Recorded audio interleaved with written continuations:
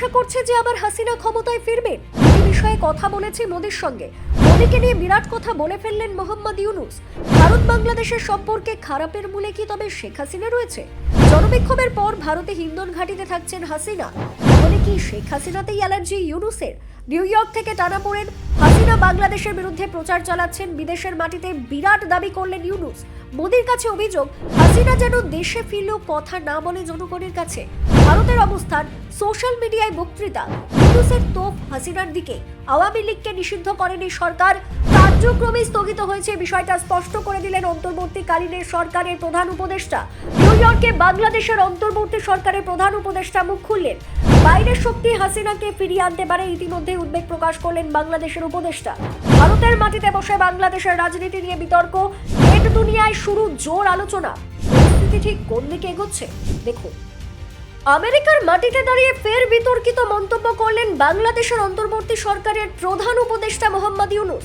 রাষ্ট্রপুঞ্জের ৮০তম সাধারণ সভায় যোগ দিতে নিউ ইয়র্ক সফরে গিয়ে তিনি ভারতের বিরুদ্ধে কার্যত অভিযোগ তুললেন যে নয়াদিল্লি ক্ষমতাচ্যুত প্রধানমন্ত্রী শেখ হাসিনাকে মদদ দিচ্ছে। তার অভিযোগ, ভারতের মাটিতেই বসে হাসিনা বাংলাদেশের বিরুদ্ধে প্রচার চালাচ্ছেন এবং সেই অভিযোগ সরাসরি প্রধানমন্ত্রী নরেন্দ্র মোদির কাছেও জানিয়েছেন তিনি।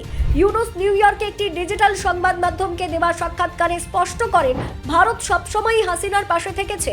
তার মতে নয়াদিল্লি এখনো মনে করে হাসিনা একদিন পূর্ণ গৌরবের সঙ্গে বাংলাদেশের মাটিতে বিজয়ী নেত্রী হিসেবে ফিরে আসতে পারেন।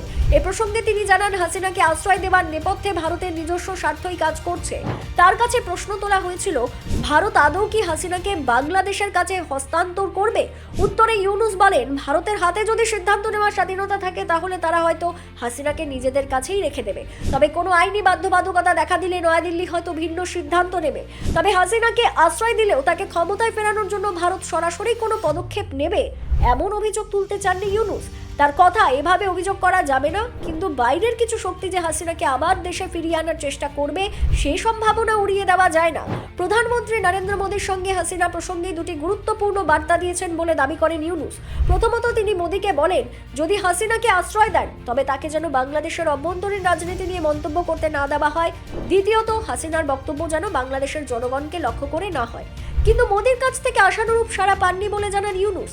তার দাবি, মোদি তাকে বলেছেন সামাজিক যোগাযোগ মাধ্যম নিয়ন্ত্রণ করা তার পক্ষে সম্ভব নয়। ফলে হাসিনা যদি সোশ্যাল মিডিয়ায় বক্তব্য দেন তা ঠেকানো সরকারের হাতে নেই।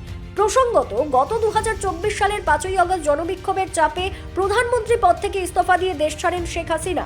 বোন রেহানাকে সঙ্গে নিয়ে তিনি ঢাকা থেকে সরাসরি উত্তরপ্রদেশের হিন্দন বিমান ঘাঁটিতে এসে পৌঁছেছিলেন। সেই থেকেই তিনি ভারতে রয়েছেন। ভারতে থাকাকালীনই নিয়মিতভাবে তিনি সমাজ মাধ্যমের মাধ্যমে বক্তব্য দিচ্ছেন। এসব বক্তব্যের বেশিরভাগই বাংলাদেশের রাজনীতি এবং বর্তমানে প্রশাসনকে কেন্দ্র করে, জানিয়ে ক্ষুব্ধ ইউনুস বহুবার অভিযোগ করেছেন। ব্যুরো রিপোর্ট, অজানার দেশে।